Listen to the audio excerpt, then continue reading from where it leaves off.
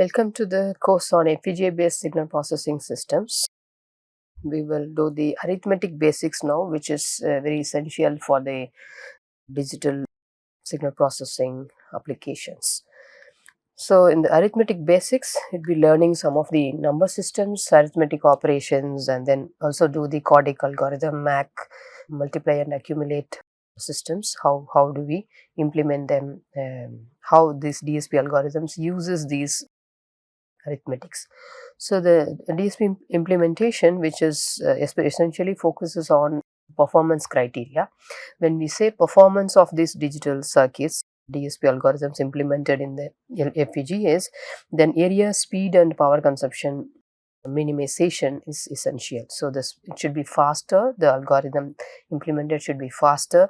So always there is a concern to implement the faster circuits, and the power consumption should be low, and the area occupied in the chip, that circuit needs to be low. So these three factors are considered in the arithmetic operations of the any DSP algorithms to be implemented.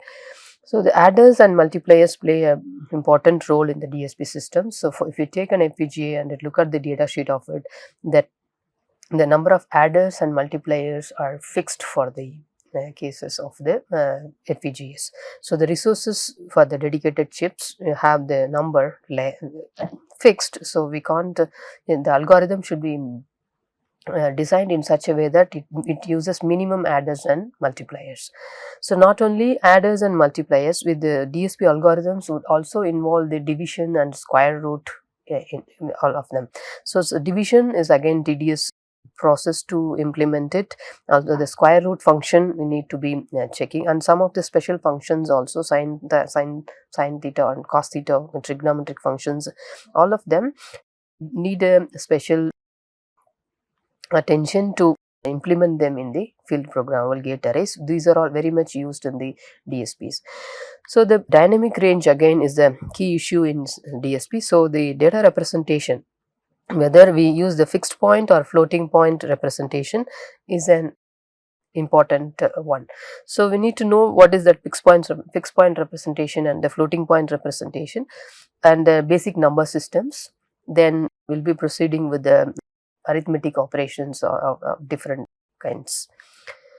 So the number representations, we have this sign digit number representation, SDNR is 1, and the logarithmic number systems also is used in the DSPs.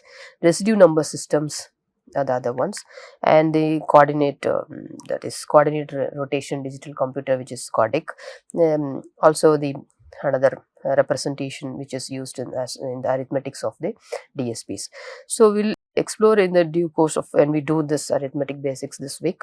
So first we need to know the positional number system, in which the number D is represented as summation of I is varying from -n to p minus 1 di into Ri. R is the radix, I is summation over -n to p minus 1, where D is the number, D represents the digit, okay, in the number system, and the P here shows the number of digits to the left of the radix point, and N shows the digits for the right of the radix point. So if you take a number in which that D0, D1 up to p minus 1, that is in the with respect to the radix point, this is left hand side, and the other one is this right hand side, which goes from -1 to -n.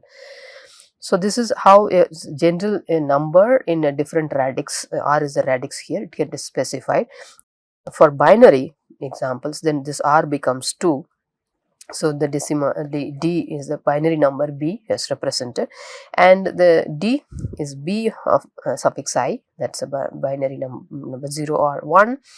This is the digits 1, 2, 3, 4 and so on. So for digits, so I is varying from -n to p minus 1. So we can have this I varying from -n to p minus 1. Okay, so this can be like, for example, 1011.0101, so on. So this fractional ones, and there. So this is the representation for the whole thing will be represented with this expression holds true for this representation. And when we take this is from -1 to -n, and here 0 to p minus 1 the other side for a binary. Similarly, this varies for other radix as well. So octal number representation or the hexadecimal representations, all those things can be done and then with this. So a general positional number system is given here. So for the fixed point representation, it is typically it's a faster one, so it uses few hardware resources. Because of that, it is faster. Now in the fixed point representation, the integer value, we have to keep in mind that integer fixed point and floating point difference. We are going to learn that an integer value, that is x, which is represented as the bits, okay, 1 bit, 2nd bit, 3rd bit, and so on to this bits, 0 to m plus n minus 2 or m plus n minus 1. This is the bits, okay. So you can say n minus 1 or this side, left side. So this is the integer value. So this integer value now is sum of the bits from this m plus n minus 1, m plus n minus 2 up to n. Bits represent the integer part of the number. So integer part, as I said, this 0, this is here n p minus 1, 0 to p minus 1 represents the integer part of the number, and the fractional part n minus 1 to n minus 2 to 0. So this is including in this representation, it includes both in the bit. These bits represent the fractional part. So the same as the one, but fixed point has this integer value which can be represented 1. And the fixed points, usually this unsigned integer representation. How do we represent the unsigned integers? So if we have the n binary, here we switch over to binary number discussions so that it's easy to follow. So n bit binary number, n bit binary number, if it can be, suppose a 4 bit 0 1 0 1 for the easy grasping. So here if it is a 4 bit number, that is the range, you can say 0 to 2 power n minus 1, that is 16 minus 1 15. So this would be 0 to 15. Like here the range is specified like this 7 bit or 8 bits. So 0 to 2 power 7 minus 1, 2 power 8 minus 1. So that's giving the range. So for an unsigned integer, you can go from the range is from 0 to 2 power n minus 1. It depends on the number of bits chosen for it. It will not take the signed numbers. Here you should be noting that unsigned numbers or unsigned integers are starting from 0 to the above. So this is the range of the fixed point. The value, how do we represent that value is, if you have the bits over here, this is for the n is from 0 to here, this from this side 0 to n minus 1. So the number of bits it is having, that 4 bits 0 to 4 minus 1, that is 3, 0 1 2 3. So this n goes up to 3 from 0. So 1 into 2 power 0, 0 into 2 power 1, 1 into 2 power 2, 0 into 2 power 3. So that is what the summation of that would give this number. This is the number x value, that is the value of that number. So the x naught, this is in this bit, this x naught is the LSB, least significant bit, and we might be knowing x of n minus 1, the last one, is the most significant bit.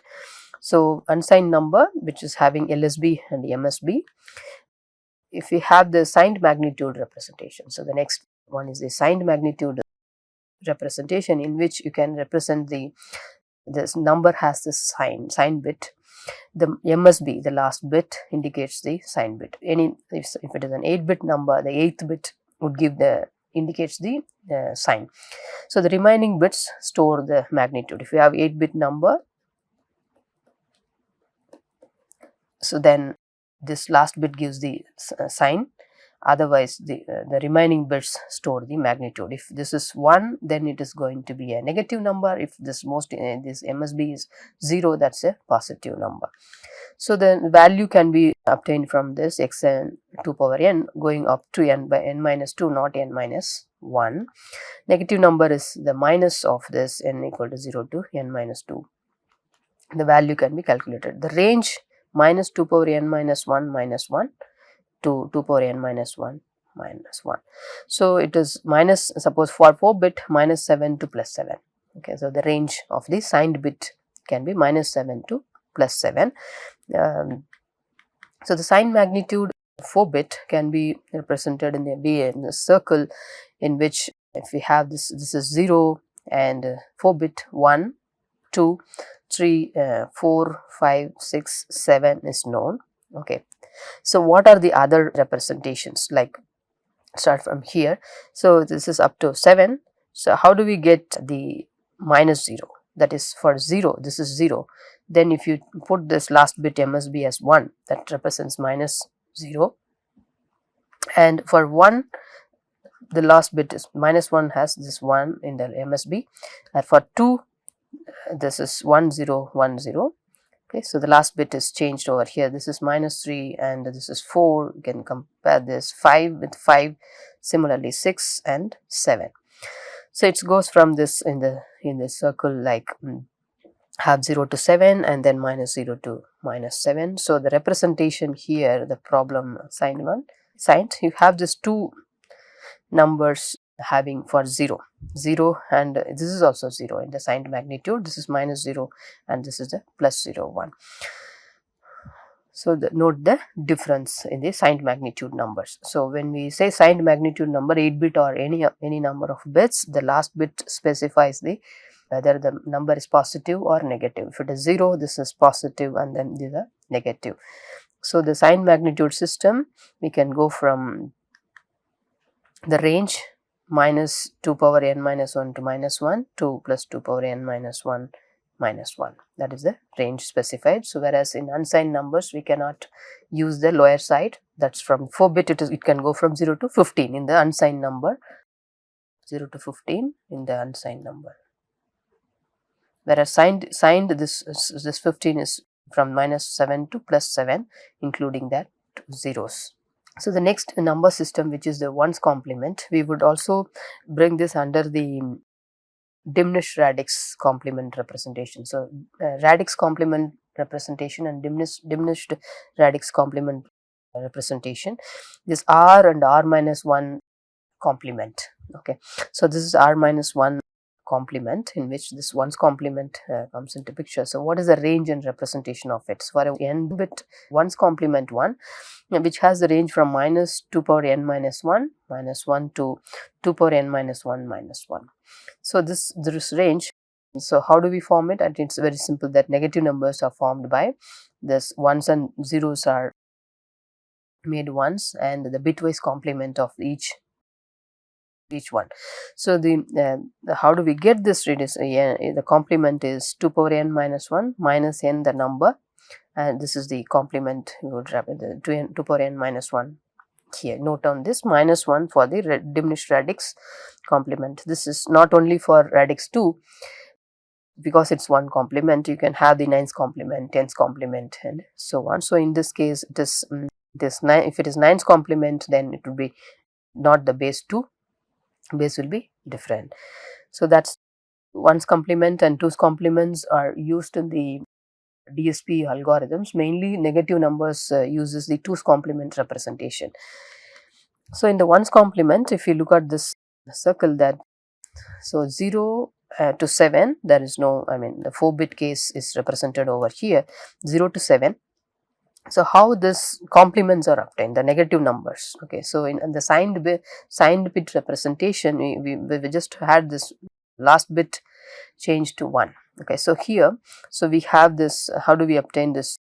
1 is here, this, suppose you have the 7, then make this every bit complemented. That's going to be the minus 7 here. You can see the 7 representing minus 7. Similarly, 6 will be 1 0 0 1. Okay, minus 6. So in 1's complement, it's a complement of each bit is the negative number shown over here. So you can see 0 and minus 0, 0 0 0 and 1 1 1. Okay, in one's complement representation there are two zeros. So redundant 0 representation, which is the positive 0 and then negative 0 is 1 1 1. So that if you have two zeros, that leads to redundancy in the encoding process. If suppose whether it is 0 or minus 0. Okay, so if you use 0 0 0 or 1 1 1. So this is one's complement. How to obtain this for a 4-bit is shown over here. Further, this one's complement, if you use it in addition also, addition, then MSB carry must be added to the LSB for correct result. So if you get a carry, that needs to be added in the case of to the resultant what we get, need to get the correct result in one's complement. This is called the carry wrap around addition. Will be mostly use this end around carry mechanism. It's used in the DSP. So in the addition process, if you get the carry in the, again same in the 2's complement, that carry will be neglected. So here that carry needs to be added to get the correct result. Addition subtraction processes. So mostly in this addition, you'll see the comparison that with 1's complement and 2's complement, in which that, so how these carries are handled. So the 2's complement representation, in which the numbers n bit 2's complement, you note down this thing like the range minus 2 power n minus 1 to 2 power n minus 1 minus 1. So the negative side has one number extra. Okay, so instead of in the 1's complement you have this minus 1. So which is the radix complement. 2's complement is the radix complement, in which 2 power n minus n is obtained. The complement is obtained with this 2 is the, here it's a 2's complement radix. So this can be of any radix. Is the same thing can be followed for this to obtain the 1's and r's complement and r minus 1's complement. This is r's complement and 1's complement is r minus 1's complement. Similarly, if you in decimal, it's 10's complement and 9's complement take.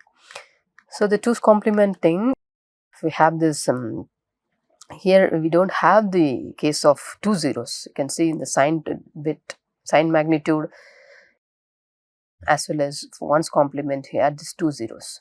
Okay, so here it's clear that 2's complement doesn't have this 2 zeros, 0 0 1 2 3 4 for 4-bit, yes, up to 7. How do you obtain these negative numbers? Suppose we take 6 1 1 0. First take the 1's complement of it and then add it 1 0 1 and a 0 here 1.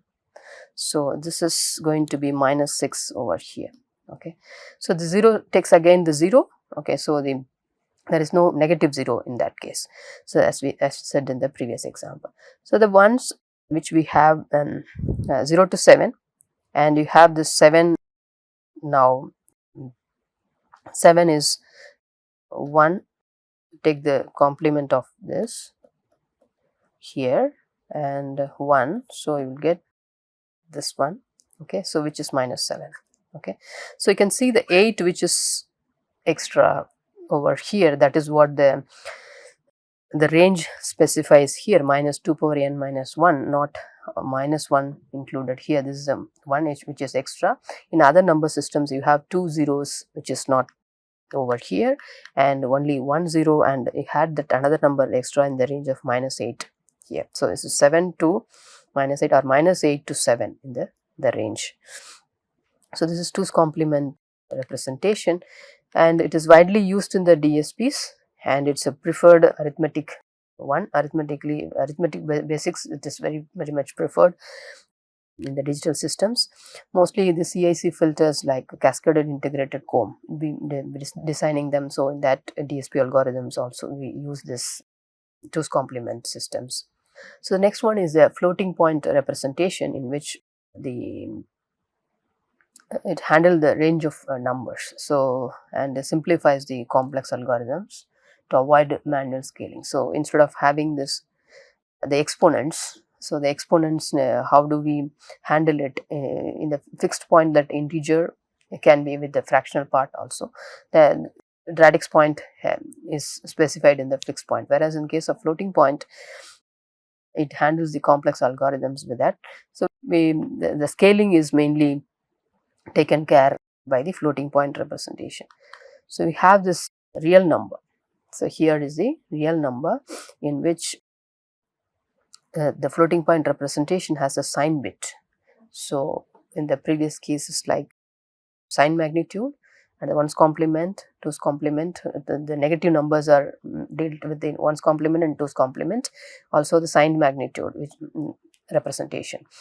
Whereas here that is in the fixed points. So here in the floating point representation we have the sign bit, one exclusively for and exponent bits, the sum bits allotted for the exponent depends on the precision we will see, and there is a mantissa. So there are three components here: sign, exponent and mantissa.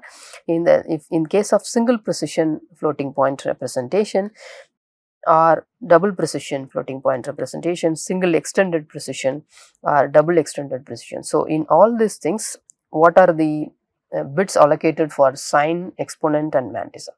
Okay, so first we use the single precision and double precision case. Single precision uses 32-bit, that is a nominal one. So 32-bit representation in which 1 bit is sign, that S, and then 8 bits for exponent and then 23 bits for mantissa. So in the case of floating point, we have 1 bit for sign, and this is the exponent 8 bits, and then here this is mantissa which has 23 bits in the single precision, that is 32-bit representation. 31 plus 1 is 32-bit representation. In case of this is single precision, whereas in the single precision also we have the case of exponent which is actually the unsigned number. Okay, this is unsigned number which has 8 bits, and how this is represented is 2 per exponent minus 127 into that mantissa number of bits, or how many bits you have. So the exponent value is whatever represented by 8, and the 127 is subtracted from that. In the sense it has a bias of 127. So to create a number, 2 power exponent minus 127 into mantissa needs to be greater. So this is a sign bit anyway, 0 or 1, and this floating point single precision can go up to plus or minus 10 power 38.53. So that's approximately 10 power 38.53 would be the number of the range to specify in the single precision. So if we take the double precision case, so in the double precision, that is going to be a 64-bit representation. This has a sign bit 1 and exponent bit 11 bits here instead of 8 in the case of single precision, and 52 bits for mantissa. So the X is created by 2 exponent minus 1023, the bias is 1023 into the mantissa 1. So the range is further the exponent is again unsigned, which is having the bias of 1023, and single ended, this number can go up to plus or minus 10, 308.25. So this is the range, maximum range. So 64-bit has 1 sign bit, and here has 11 bits for exponent, 1 bit. So and here is the mantissa which is having 52 bits. So 63 plus 1 here, 64 bits in total. So the bias is 1023. This exponent is not negative. This is unsigned, and which is having the bias of 1023, and it can be extended up to this. The range can be represented with this 1308.25 of the power 10. So the single precision and double precision will be using it in the algorithms. So I am just mentioning them, what is the fixed point and floating point representation, single precision and double precision ones. So coming to the arithmetic operations, so we have, so the number system still has this. When we use it, we'll get into this further, which are used in the number systems then and there. Also the arithmetic operations are the basics which are used in the DSPs. We have already learned the 1-bit adder, but is going to be the 1-bit adder. If you remember that it has 2 XOR gates, right? So one is AI and BI, the 1-bit has AI and BI, and the CI is having the other 1 XOR gate and 2 XOR gate to find the sum, and ACI similarly CI and here B and A and B. So these are having the AND function, and OR them to get current carry. This is the previous carry, okay, Ci minus 1. So we know this very well, that 1-bit adder, and this is a conventional one. So what is the logic in which this FPGAs use this adders, and how do we use the LUTs and MUX representation to realize this 1-bit adder? So getting the truth table, from the truth table this can be changed, how this logic gates can be changed to lookup tables and MUX. So the AB and CI have this 0 0 0 and sum and carry. These are the 8 combinations. You have 0 1 2 3 4 5 6 7, and the sum, when you get sum here 1 and here 0 and but get carry, and 1 similarly hit this and carry over here as a carry, and this is sum 1 and carry 1. So these combinations, if you closely look at it, in case of AI and BI, both are same. So this either it is 0 0 or 1 1. These conditions, what is the carry is going to be CI. So irrespective of 0 1, CI minus 1, here 0 1, CI minus 1. So that sum is going to be CI minus 1 itself. If you see this truth table, so this is following that sum is going to be the carry which is coming there. But in other cases, here what about the current carry? So the current carry, if both are equal, this is current carry is going to be either A or B, or you can say BI. Okay, so this is valid for these first 2 and last 2 combinations, CI equal to AI or BI, if AI is equal to BI, and sum is going to be the previous carry. So now these 4 conditions have giving a particular if 0 0, AB is 0 0 and 1 1, these combinations are done. If AB is 0 1 and 1 0, what would be the sum and carry? So in that case, if it is different, A and BI are not equal, it is not equal in the sense any one of this can be 1 0 or 0 1. So in that case, sum is a complement of CI. If it is CI minus 1, that is 0, then it is 1, 1 it is 0, 0 it is 1, 1 it is 0. So it is a complement. And what about the carry? Current carry is actually the previous carry itself, 0 0, this is 1 and 0 and 1 1 in this combination. So with this structure, can we have the multiplexer, that is 0 0 for 0 0 0 1 1 0 1 1. So what should be the structure needed? So instead of having this logic gates alone, so the structure which can be used over here is the A and B. The first stage reserves that XOR gate, and then the XOR gate output is CI minus 1, get the sum.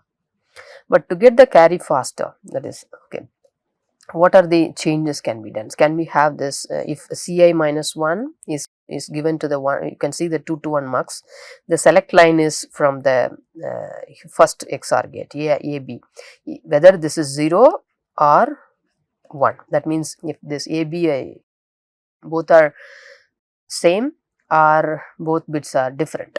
Okay, so in that case, if this is 0 or 1, so choose in this one case CI minus 1 as CI. So I can see CI minus 1 as CI. So this is the case. If both are not equal, okay, CI minus 1 is equal to CI. So that is the first case over here, CI minus 1 as CI.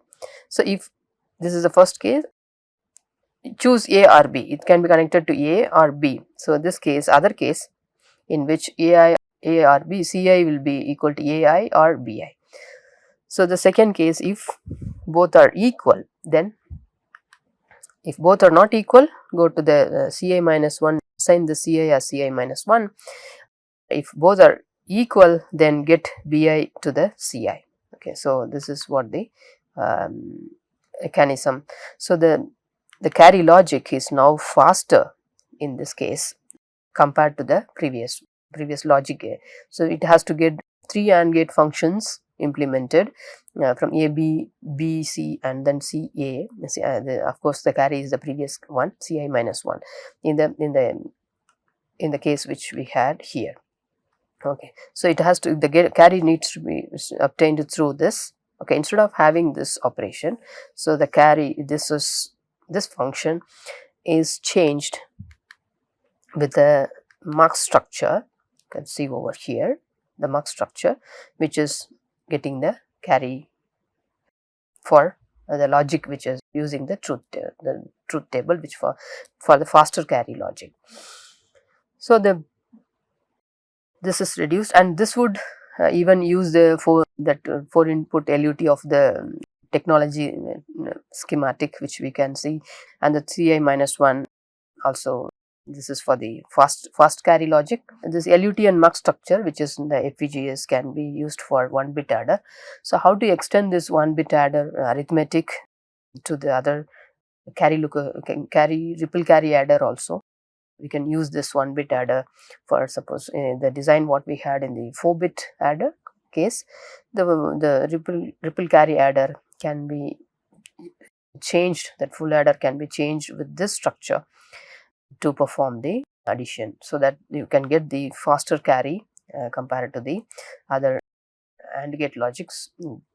So the timing involved timing can be computed using the, if we have the 1-bit adder, and 4 times if we use it with in the ripple carry addition, what is the time involved in it? If you realize everything with an AND gate, each XOR gate and the AND gates which is used in the conventional model, replacing them with NAND gate, and what is the equivalent time utilized, and for the mux structure, what would be the time? It is definitely the faster one to get the carry from this logic. So we'll continue this arithmetic basics, that is operations and numbers representation and the operations, arithmetic operations, in the coming lecture.